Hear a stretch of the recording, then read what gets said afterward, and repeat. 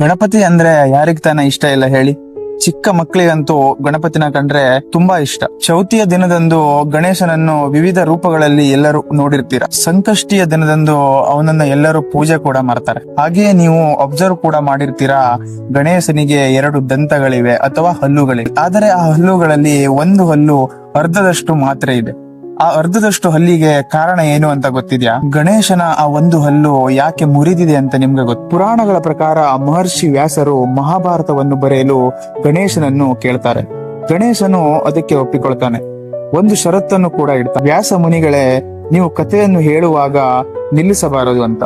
ಅದಕ್ಕೆ ವ್ಯಾಸ ಮುನಿಗಳು ಕೂಡ ಒಪ್ಪಿಕೊಳ್ತಾರೆ. ಅದಾದ ಮೇಲೆ ಗಣೇಶನು ಬರೆಯಲು ಶುರು ಮಾಡ್ತಾನೆ. ಬರೀಲಿಕ್ಕೆ ಸ್ಟಾರ್ಟ್ ಮಾಡ್ತಾನೆ.